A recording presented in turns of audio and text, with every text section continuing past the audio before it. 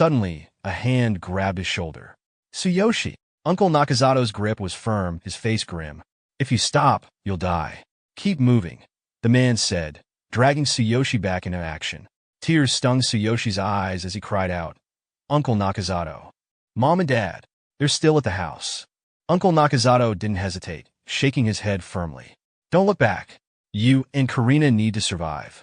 The darkness will consume you too if you stop. He glanced toward the massive creature wreaking havoc behind them. We need to get Karina to a hospital quickly. The memory blurred, yanking Tsuyoshi back into the present. He stood beside Karina, who sat in her wheelchair, gazing up at him with eyes full of worry. Big brother, she asked softly, are you really going to retake the awakening test tomorrow? Are you sure you're okay? You just got back from work. Across the room, a nurse tidied up, her cheerful smile as unwavering as a motivational poster. You're always so thoughtful, Karina. Make sure you rest too. Tsuyoshi scratched the back of his head, giving his best, I totally have it together grin. I'm fine, really. How about you, Karina? Do your legs still hurt? Karina's gaze dropped to her lap, her cheeks flushing pink.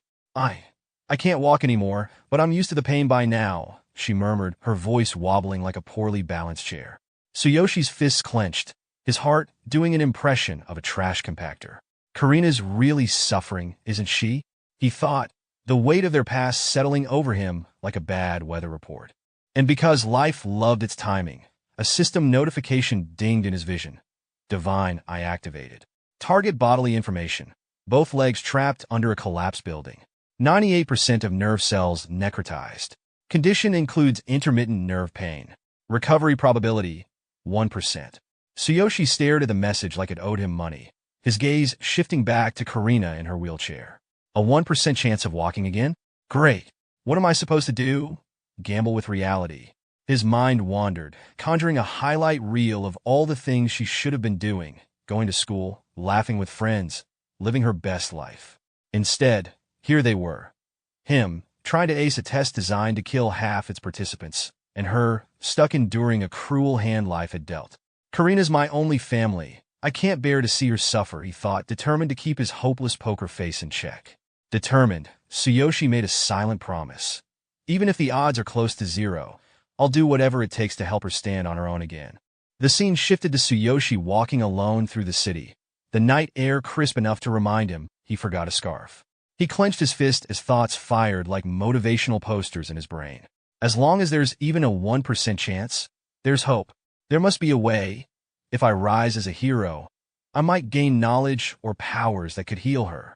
With newfound determination gleaming brighter than the streetlights, Tsuyoshi stopped abruptly in the middle of the sidewalk. He raised his hand toward the night sky, his ring catching the moonlight like he was about to propose to fate itself. It's not just about healing Karina, he declared to absolutely no one.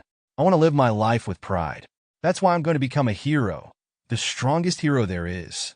A few late-night passers-by slowed their pace, stealing wary glances at the young man dramatically monologuing under the moonlight. One muttered, "Is he okay?" Another replied, "Too much anime." But Tsuyoshi didn't care. His goal was clear, and nothing, especially not awkward stares, was going to stop him. The next day, at the BTG Awakening test site, a boy emerged from the testing chamber, looking as smug as a cat that just knocked over a vase. Measurement result. Level 3, Combat Power 540, the tester announced monotone. The glasses-wearing employee handed the boy an emblem, his expression suggesting he'd done this 300 times today. Please accept the hero's emblem, customized based on your test result. The boy's chest puffed out as he exclaimed, "I'm finally a hero." His proud mother clapped him on the shoulder, already making dinner plans. "That's my boy. We'll throw a big feast tonight. Aim for that C rank." Meanwhile, the glasses-wearing employee glanced at the next name on the list and adjusted his frames with the enthusiasm of someone forced to work overtime. Next up, Tsuyoshi Tsukishiro, taking the test after failing the first time. His tone carried just the right amount of shade to let the room know what he thought. Fixing Tsuyoshi with a skeptical look, he added, "When you're ready, step inside and place your hand on the measurement device. Though, I doubt it'll be any different from last time." Tsuyoshi, clad in a military uniform and sporting a cheek bandage that screamed serious business, strode confidently into the room. "We'll see soon enough if this is a waste of time," he said, brushing off the employee's doubtful glance like it was a pesky fly. The glasses-wearing employee, clearly committed to his job as chief doubter, chimed in. Most who fail once usually have the same result every time. This device measures from all angles, after all. Tsuyoshi didn't bother with a response, already focused on his goal. He walked through the doors to the blue-lit chamber, the red-lit camera scanning him ominously, as if preparing to judge his soul. The last guy was level 3 with a combat power of 540, pretty standard he thought, sizing up the challenge. Let's see how I stack up. He placed his hand on the device, the screen promptly displaying level 3. Alright, he thought I should qualify as a hero too, but how high will my combat power be? With a deep breath, he activated his skill, Ultimate Physique, and veins bulged across his hand like his muscles were auditioning for an action movie. Suddenly, an intense wave of energy surged through the room, shaking the building so hard it felt like the entire foundation was reconsidering its life choices. The glasses-wearing employee stumbled. An earthquake? He muttered, his voice teetering between shock and mild panic. The device didn't just react, it exploded into sparks and lightning, clearly having an existential crisis over what it just measured. When the dust settled, the screen flashed the final reading, combat power, 5400. The system's mechanical voice boomed, measurement result. Level 3, combat power 5400. New record for level 3 heroes. Previous highest, 930. Tsuyoshi's eyes widened as the number sank in. 5400. 10 times the last guy's combat power? He thought, staring at the screen in disbelief. I knew I'd improved, but this? He glanced at his hand, flexing it with a satisfied smirk. All according to plan. Turning toward the exit with confidence practically radiating off him, he thought, I'll aim for the top. Just then, a thought struck Tsuyoshi. I wonder about the power of the Divine King Hammer. Summoning it into his hand, a system notification promptly ruined the moment. Due to insufficient level and unmet conditions, the Divine King Hammer's full potential cannot be unlocked. Forced activation will consume immense energy. Duration of release, 1 second. Tsuyoshi examined the hammer, its ominous lightning crackling like it was auditioning for a heavy metal album cover. He smirked. So, in my current state, I can only manage 1 second. Fine by me. 1 second should be enough to gauge its power. Gripping the hammer in one hand and placing his other hand on the measuring device, Tsuyoshi's eyes glowed with anticipation. All right, let's give it a shot, he murmured, practically daring the universe to stop him. The system notification wasted no time. The power of Divine King Hammer has been unleashed. Duration of release, 1 second. Suddenly, Tsuyoshi felt an explosion of pain, as though the hammer was draining his very soul. His inner monologue screamed, my entire strength. Gone in a flash. The hammer responded by lighting up like a thunderstorm on steroids, and the device began to spark and sizzle in protest. Through gritted teeth, Tsuyoshi strained, veins popping like his body was staging a revolt. Hurry up and measure it. Tell me how much my combat power has increased, he shouted, practically wrestling the hammer for dominance. Outside, the situation escalated to full-blown disaster movie. The sky roared, lightning spiraled like dragons on a joyride, and crackling bolts hurled themselves toward the city. Panicked citizens pointed upwards, screaming, "What's going on?" An earthquake, while others ducked for cover as the ground shook with a vengeance. One particularly baffled man shouted, "Who angered the gods this time?" Unaware of the chaos outside, Tsuyoshi pushed through the agony, his mind laser-focused on one thing. How strong am I now? Back in the test chamber, the device went into full meltdown mode. Warning, energy overload, unable to measure. Sparks flew like the machine was trying to invent fireworks, and then poof, the lights cut out. The room plunged into darkness, followed by an eerie silence, as if the building had just given up. In a panicked rush, the glasses-wearing employee burst into the room, flinging the door open like it was the end of the world. Due to the blackout, the test has been suspended. Evacuate immediately, he shouted, but his eyes then landed on Tsuyoshi, who looked like he'd just fought a battle and lost. Miserably, the man stared at Tsuyoshi, who was barely standing, panting like he'd run a marathon. He stammered wide-eyed, "Who are you?" A while later, Tsuyoshi was seen trudging through the building's corridors, rubbing his head like he was trying to massage away the trauma. I really underestimated it, he thought to himself, still processing the fact that he'd just drained every ounce of his energy in 1 second. Should have avoided using the Divine King Hammer until I'm stronger. Then, a grin crept across his face. His eyes lit up like he'd just won the lottery. Laughing with uncontainable joy, he bounced around in excitement. At least I'm officially a hero now. Sometime later, in the training grounds, a group of trainees stood nervously as they awaited their instructor. Enter Gaia, a tall, long-haired man in golden armor, looking like he just stepped out of an ancient epic. I am Gaia, the hero responsible for your training, he said, voice booming. The instruction will be tough, but you'll need to keep up. Tsuyoshi, ever the overachiever, activated his skill to assess Gaia's information. Name, Gaia. Level, 9. Occupation, warrior. Combat power, 1200. Tsuyoshi's face scrunched up like he just tasted something sour. Only 1200 combat power at level 9? He thought. I wonder how much my combat power will be when I reach that level. Gaia, however, seemed far less impressed by the whole situation. In fact, he looked downright annoyed, probably regretting his career choice. Being put in charge of rookie training? I'd rather be out exploring a D-rank dungeon than doing this, he thought, eyes narrowing as he glanced at the trainees. He raised his voice, attempting to muster some enthusiasm. You will all be entering a D-rank dungeon tomorrow. After some field experience, you'll determine which occupation suits you best. Expect even lower-level item drops, he said, with the enthusiasm of someone explaining why they need to clean the bathroom. The trainees gasped, their collective enthusiasm cratering. One of them blurted out, "We're going into a dungeon already?" Another trainee, already sweating buckets, added with a tremor in his voice, "Isn't there supposed to be a week of basic physical training first?" A third trainee, probably wondering why he signed up for this madness, chimed in, "Shouldn't we decide on our occupation before entering the dungeon?" Gaia, who was already over the entire situation, scowled and shot them down like they were asking if they could take a nap instead. Basic physical training? We don't have time for that. Now that you're heroes, you'll hone your skills through real combat. That's how I do things. If you can't keep up, then leave. Understood? The trainees, clearly rethinking their life choices, replied in unison, "Yes, sir," like a chorus of people who just realized they might have made a mistake. Tsuyoshi watched this with a smirk, thinking, this guy's just taking out his frustration on us. In the end, a hero is still human. Then his thoughts wandered to the past. He remembered the beast girl who had once taken his hand and held it close to her chest, and a faint blush crept onto his face. After all, I've got a level 72 beast girl waiting for me. Once the cooldown for Boundless Pass is over, I'll head back to the other world.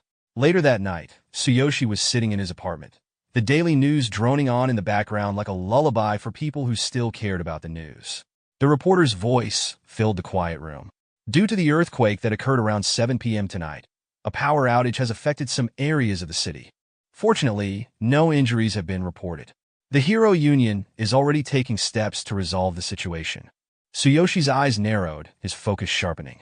All right, now that the cooldown for the portal has ended, it's time to head back to the other world.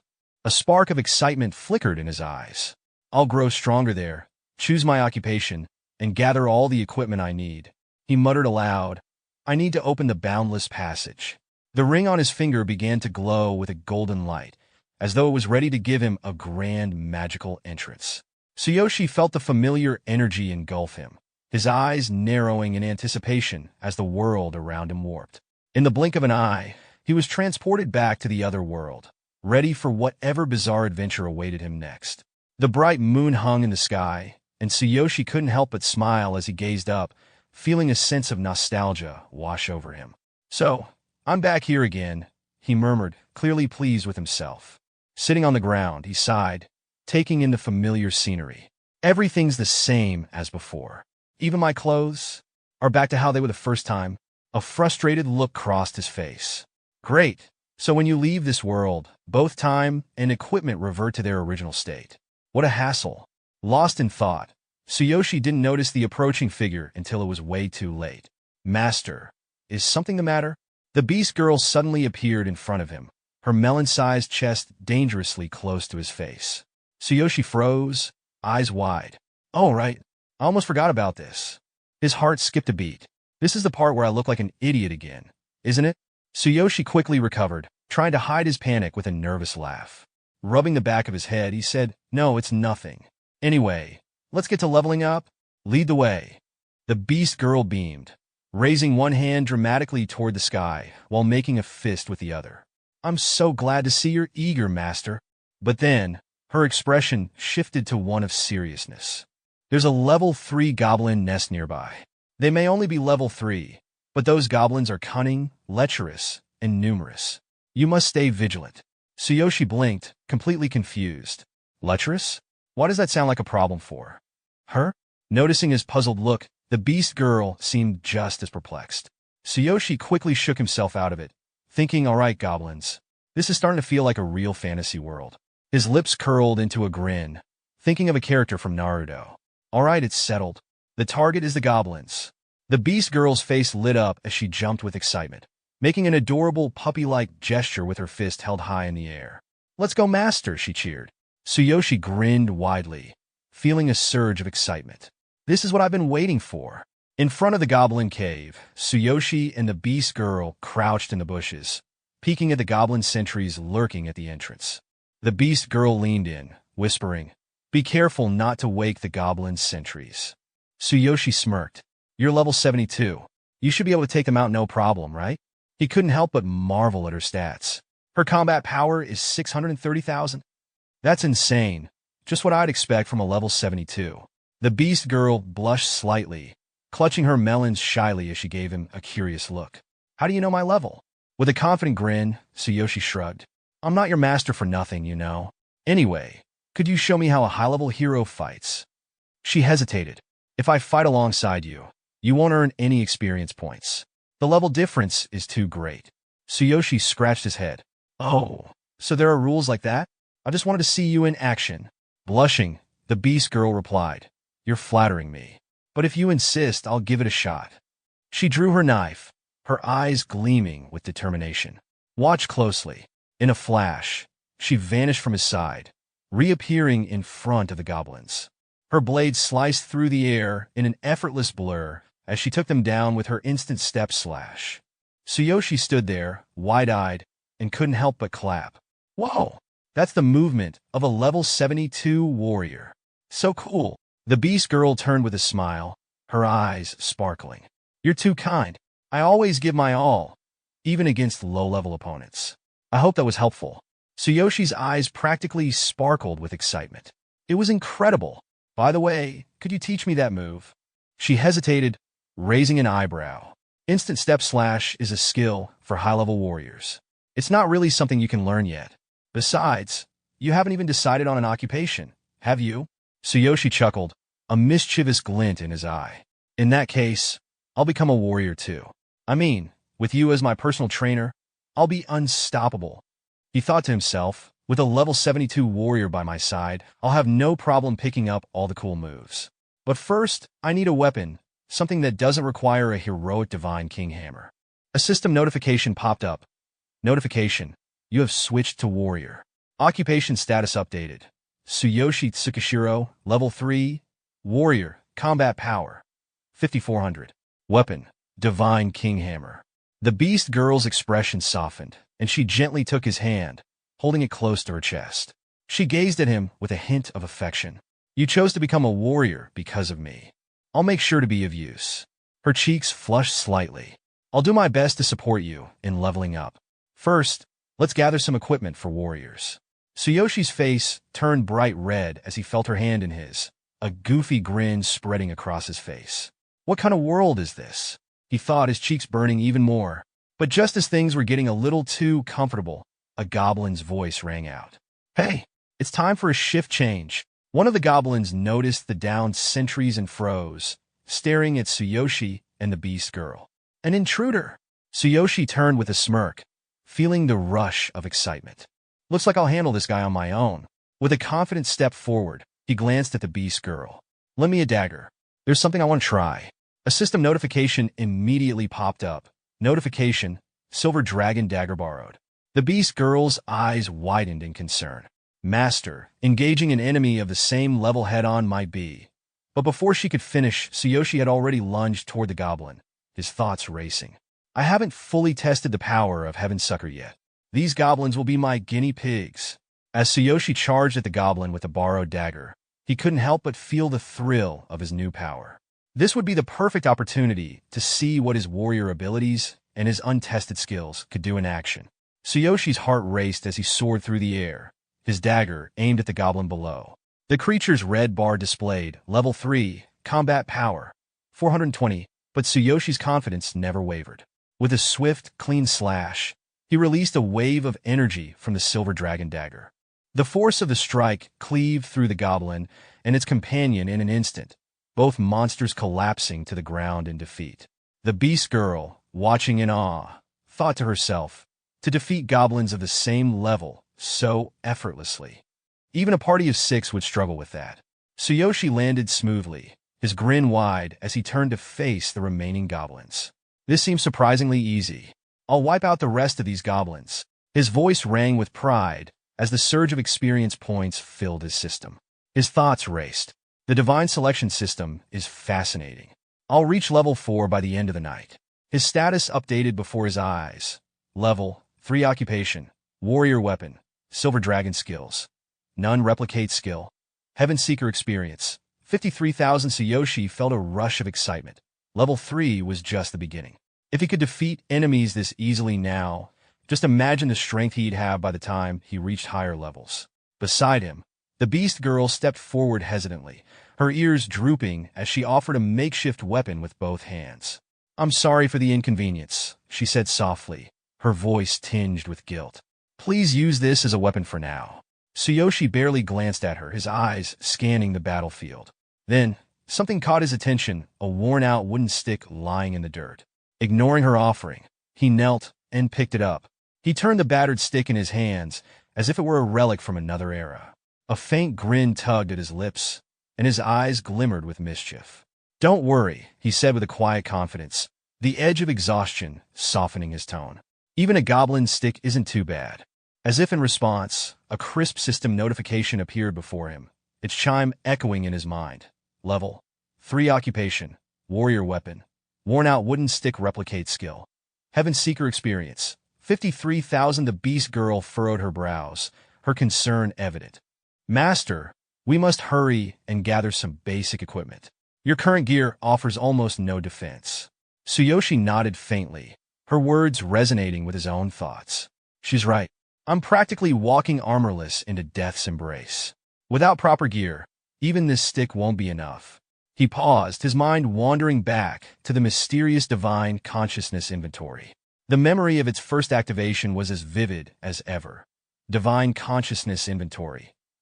A unique dimensional space accessible through one's consciousness, capable of storing items from both worlds. His panel shimmered into view. Current slot count. 3. Tsuyoshi's frown deepened as his gaze lingered on the one occupied slot. The Divine King hammer rested there like an immovable monument, too valuable to discard. Just one free slot. If only I could unlock more space. But how? His eyes flicked to the beast girl. Her gentle demeanor seemed so out of place in this world of bloodshed and chaos. And yet, 5 parts make a full set of equipment. In this world, who knows what wonders lie hidden among the different races? Unconsciously, his gaze lingered a moment too long. Her furred ears twitched nervously as she caught his stare. Her cheeks flushed a delicate pink, and her voice quivered. "Master, is there something on my face?" Startled from his thoughts, Tsuyoshi chuckled awkwardly, rubbing the back of his neck. "No, nothing like that. I was just making sure you're still with me." The warmth of the moment shattered like glass as the beast girl stiffened. Her ears perked up, and her tail bristled. "Master!" she shouted, drawing her short sword in one fluid motion. Her eyes burned with urgency. "Behind you!" Tsuyoshi spun on his heel, his heart dropping into a cold pit. 3 goblins surged toward him, their red glowing health bars glaring ominously above their heads. Goblin level 4. Their guttural snarls filled the air, and each wielded a crude wooden stick similar to his own. But it wasn't the weapon that concerned him. It was the gleam of hunger in their eyes. The goblins cackled, their malicious grins wide and leering. One of them jeered. "Intruder! A woman! Hee hee hee!" The beast girl stepped in front of Tsuyoshi without hesitation, her sword gleaming in the dim cave light.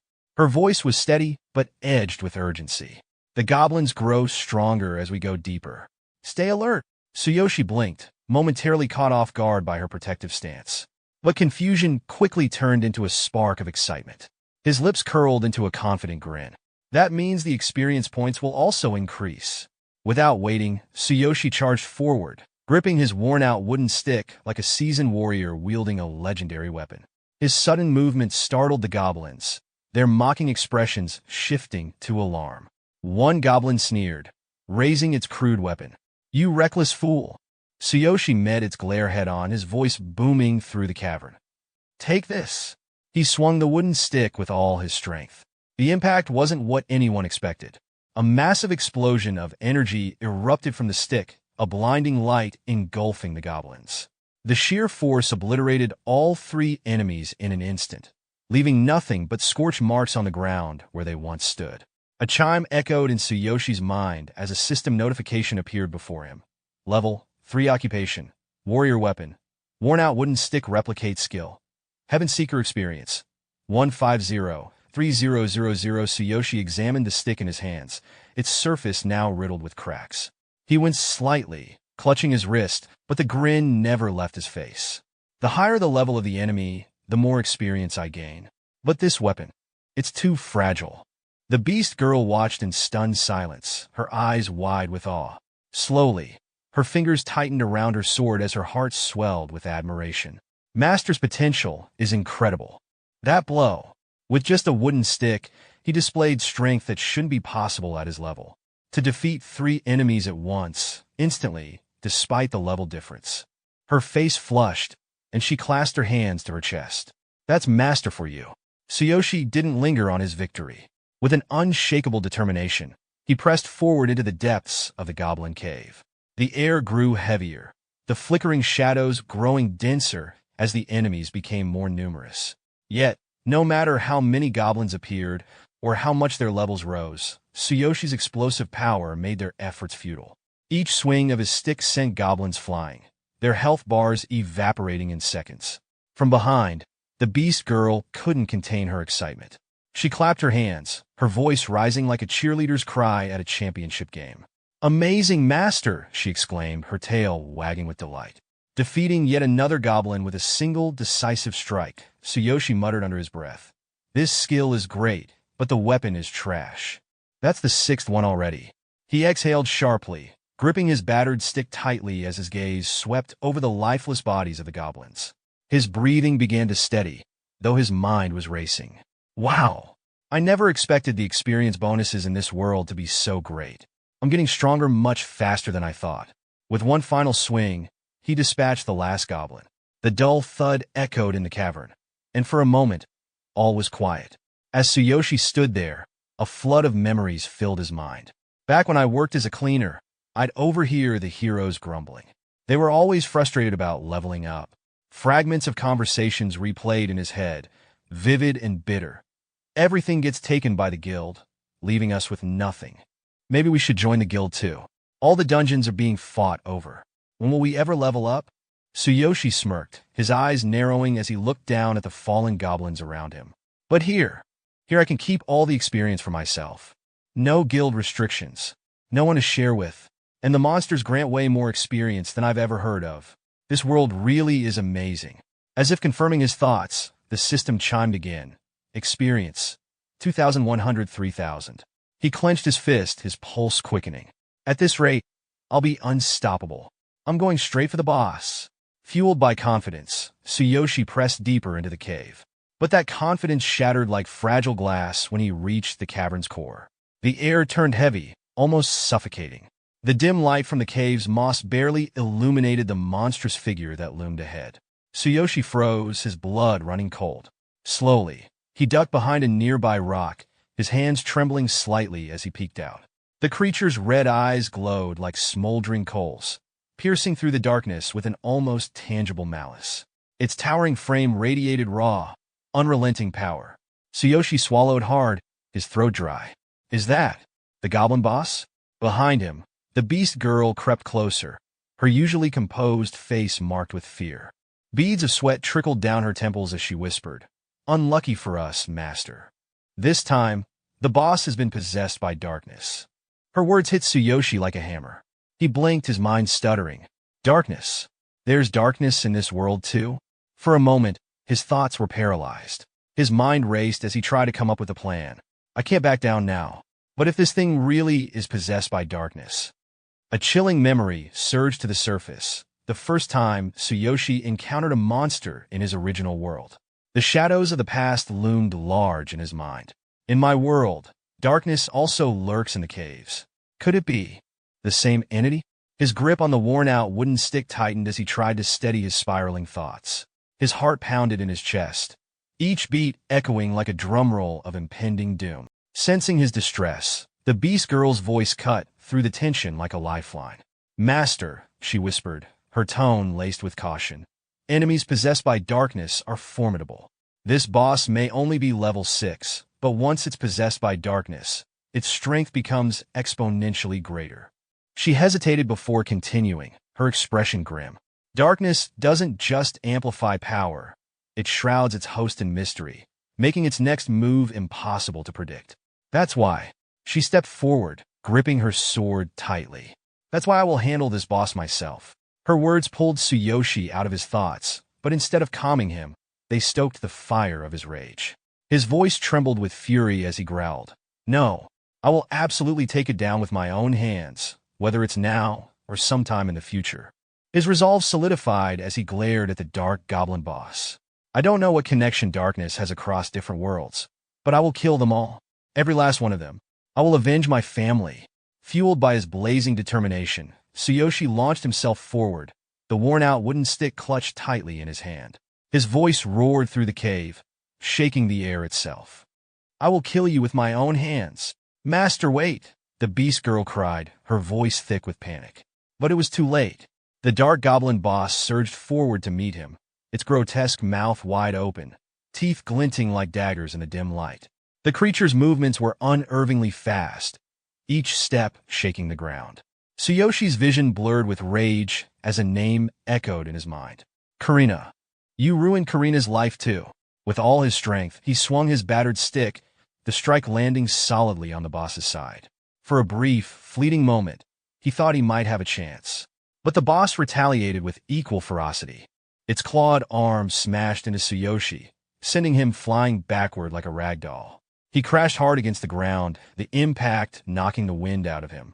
Pain radiated through his body as he lay there, the cave spinning around him. He coughed, struggling to regain his breath, and stared at the ceiling of the cavern.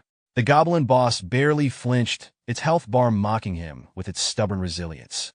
Tsuyoshi's thoughts swirled bitterly. Damn it! The dark goblin boss loomed over Tsuyoshi, its grotesque face twisted into a cruel sneer. Its long, slimy tongue unfurled, dripping with malice as it lunged to deliver the finishing blow. But before it could strike, a gleaming slash of silver cut through the air. The tongue fell to the ground with a sickening splat.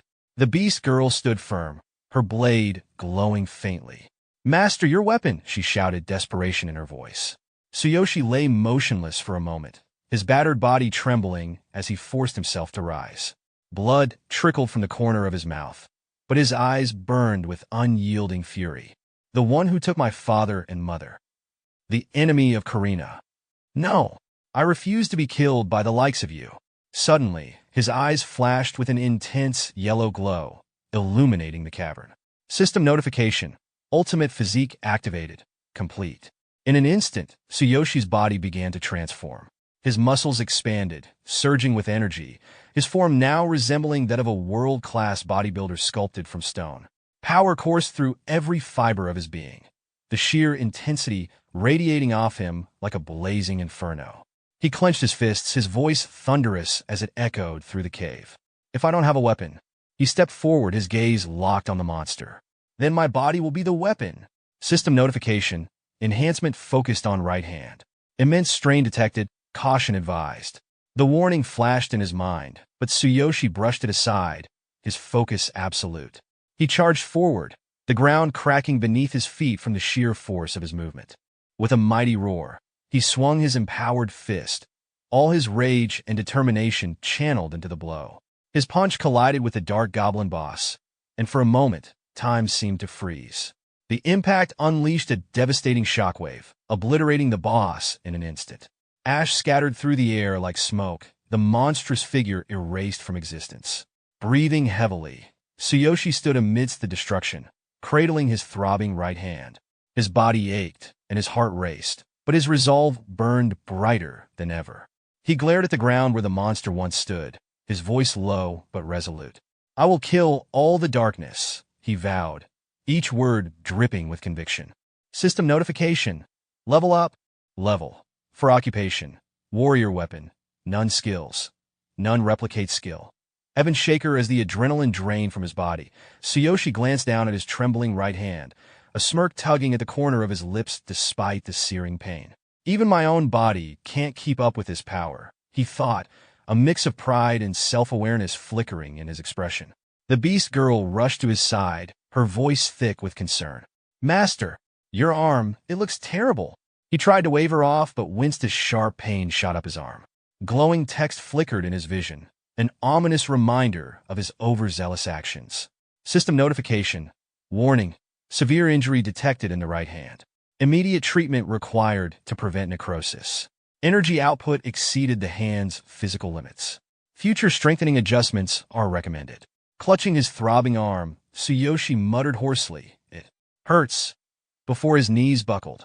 His vision blurred, and he collapsed forward, fainting straight into the beast girl's chest. She gasped, catching him with surprising strength. Her voice trembled as she cradled him. "Mustard? Hung on? Don't give up." Frantically, she rummaged through her satchel, pulling out a small vial filled with a shimmering green liquid. An hour passed.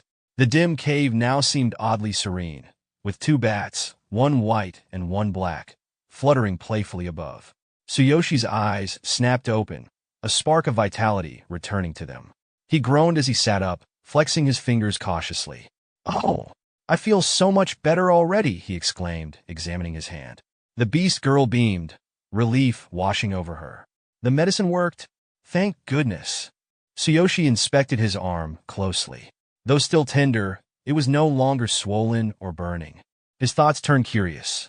The recovery speed isn't as fast as the advanced medicine from my world, but its depth. This elixir clearly taps into ancient, intricate healing methods. Feeling a sudden surge of energy, Tsuyoshi jumped to his feet. Striking a dramatic bodybuilder pose, he exclaimed, "I'm stronger than ever." The beast girl clapped her hands, her eyes sparkling. "Amazing, master. You're incredible." Still grinning, Tsuyoshi's mood shifted as something dawned on him. "Wait, the reward. We almost forgot about the treasure." The beast girl giggled, patting her satchel. "It's what we came here for, right? Let's go claim it." As they made their way deeper into the cavern, a soft glow caught Tsuyoshi's eye. A treasure chest, ornate and shining, rested in the center of the chamber. Just as they approached, another notification appeared before him. System notification. Notice. Achievement unlocked. Fastest time to defeat the goblin boss of this cave. Reward classification upgraded from partial reward to set reward. The beast girl pointed to the chest, glowing ominously in the corner, her voice filled with awe. "There it is, master. The treasure chest. It's a darkness treasure chest." Tsuyoshi's heart pounded as he approached it, his steps quickening. Darkness treasures. Items like these are almost mythical. Even in my original world, they were the stuff of legends. His hands quivered with anticipation, his excitement lighting up his face. All my battles, all that pain, it's all worth it for this moment. With a deep breath, he opened the chest. Inside lay a gleaming, intricately designed set of armor, radiating a faint, otherworldly glow. System notification. Notice. You have received the Dark Goblin set. The beast girl leaned closer, her eyes widening. "Incredible.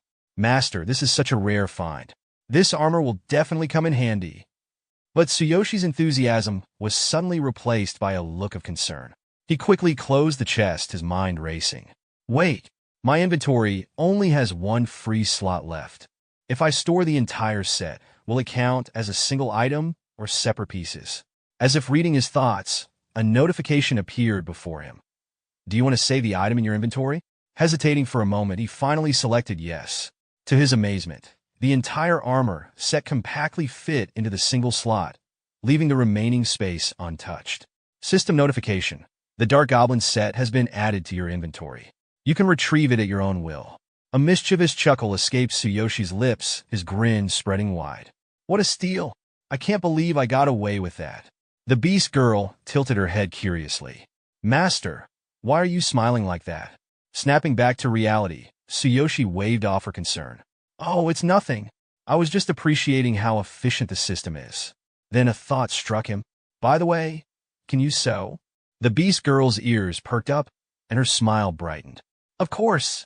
I've been sewing my own clothes since I was a child. I even carry a sewing kit with me. Later, under the soft, silvery glow of the moonlight, the two sat side by side on a grassy hill. The serene blue hues of the night sky painted a tranquil backdrop, as if the world itself had paused to savor the moment. The beast girl carefully mended a small tear in her cloak while Tsuyoshi leaned back, gazing at the stars. The atmosphere felt almost surreal, like a scene from a romantic painting. The beast girl held up the vest she had sewn, her eyes gleaming with anticipation. Master, it's done. Is this good enough? Her voice trembled slightly, a mix of pride and uncertainty. Tsuyoshi's eyes widened in genuine awe as he took the vest. Thank you. He slipped it on and marveled at the craftsmanship, his voice filled with admiration. Wow, you're so skilled. Her smile stretched across her face, the corners of her lips quivering with pride. I'm glad to be of service, she said softly, her heart swelling with warmth from his praise. A quiet sense of satisfaction washed over Tsuyoshi as he thought to himself. Now that I've leveled up and got my gear, it's time to head back. He stood up, stretching, the weight of their journey pressing down on him. We should settle down for tonight to rest and recover. The beast girl nodded with a silent understanding, her eyes softening. Yes, let's go. Back in his apartment in the real world, Tsuyoshi collapsed onto his bed with a relieved sigh, his body sinking into the mattress. Phew, finally back. He stared at the ceiling, his mind drifting to the beast girl. Her face lingered in his thoughts, and he could still feel the weight of their shared experiences. After wandering with her, we finally found a place to rest. I had to wait until she fell asleep before slipping away this time. I really scored a ton of great stuff. He sighed, the weight of his journey settling on his chest. Rolling onto his side, his thoughts deepened. I can't stop the flow of time in that world forever. I'd better get some sleep. Tomorrow, we're heading into a new cave. The thought of what lay ahead was both thrilling and daunting. The next morning, a notification blinked before him, its sudden appearance pulling him from his thoughts. System notification. The Dark Goblin set is in your inventory. Would you like to equip it? Without a second thought, Tsuyoshi clicked yes, his excitement bubbling up inside him. System notification. You have equipped the Dark Goblin set. Special skill unlocked. Roaring Tentacles. Activating this skill emits a scream that stuns low-grade enemies within earshot while transforming your hand into a phantom tentacle that deals lethal damage. Tsuyoshi stared at his reflection in the mirror, his breath catching in his throat. The armor transformed him, making him look like a character from a game, a boss monster ready to strike. He couldn't help but grin, his voice full of exhilaration. Awesome. It even has a special skill. This is going to be fun. But then a shadow of doubt crept in. Wait, if I walk around in this gear, I'm definitely going to attract unwanted attention. Heroes here are known to kill others for rare equipment. He furrowed his brow and scrolled through the system, contemplating his next move. Another notification popped up, drawing his focus. System notification. Equipment effect. Conceal. This feature disguises your gear as regular clothes. Do you want to activate it? Perfect, Tsuyoshi muttered, his fingers trembling slightly as he clicked yes. The Dark Goblin set vanished in an instant, replaced by simple, everyday clothing. He glanced down at himself, the new outfit fitting comfortably, but his mind was still racing. Grinning, he straightened his shirt, trying to shake off the lingering unease. There are still a few minutes before the meeting. I should grab some bread. His voice was casual, but there was an edge of anticipation in his tone. Just as he turned to leave, his phone rang, breaking the calm. A jolt of confusion shot through him as he picked it up. Hello? On the other end, a panicked voice shattered the silence. Are you Karina's brother? I'm the chief nurse. Some scary people are at the hospital trying to take her. They claim she owes them money. Please hurry. Tsuyoshi's blood ran cold. Before he could even form a response, a gruff voice cut through, sending a chill down his spine. Don't let her go. The nurse's voice quivered, almost breaking. They've taken my phone. Please hurry. The call ended abruptly, leaving only silence and the rising tide of dread in Tsuyoshi's chest. Fury ignited within him, burning hotter than anything he had ever felt. His fingers tightened around his phone, crushing it with a single, powerful grip. With a shout of anger, he stormed out of his apartment, barely noticing the notification flashing before his eyes. System notification. Level 4. Occupation. Warrior. Equipment. Dark Goblin set. Special skill. Roaring Tentacles. Weapon. None. Skills. None. Replicate skill. Heaven Shaker. He barely registered it as his thoughts were consumed with Karina's safety. The image of her frightened, helpless, tore at him. He had to get to her. Now. At the hospital, Karina was on her knees, her voice breaking with desperation. Please wait for my brother. Stop this. What do you want from me? Her words were pleading, but the terror in her eyes was unmistakable. The lead loan shark, a burly man whose appearance screamed trouble, sneered down at her. Your brother borrowed money and didn't pay it back. The contract's clear. We're taking you as collateral. His words were sharp, calculated, and laced with menace. Karina's voice cracked as she protested. My brother would never sign such a contract. You tricked him. The loan shark's grin widened, and his eyes gleamed with dark amusement as he processed the situation. The young boss has a thing for this girl. A beauty like her would fetch a fortune on the black market. His thoughts were cruel, calculating. That fool didn't even read the fine print. He grabbed her chin roughly, forcing her to meet his gaze. Your brother's payments barely cover the interest. He'll never pay off the capital. But if you come with us quietly, we might go easy on you. His hand tightened painfully on her face, and he leaned in closer, his breath foul. His grin twisted into something sadistic, a predator sizing up its prey. If you refuse, though, no hard feelings. Suddenly, the room's door exploded inward with a deafening crash, as if the very air itself had shattered. There, standing in the doorway, his eyes blazing with an intensity that could set the world aflame, was Tsuyoshi. His voice, cold as ice, rang out, sending a ripple of fear through the loan sharks. Who dares? The room fell into an eerie silence as Tsuyoshi's gaze locked onto the man who had dared threaten his sister. The air thickened with menace, the tension palpable. His voice, low and dripping with a promise of violence, reverberated through the room like the growl of a caged beast. Brace yourselves. Alright, that's a wrap for today's video. Thanks for sticking around till the end. You're the real MVP. If you're itching for more of this series, drop a comment and let me know. And hey, if you want front row seats to the next part, go ahead and subscribe, tap that bell, and get ready for your notification dance when the next video drops. Catch you next time.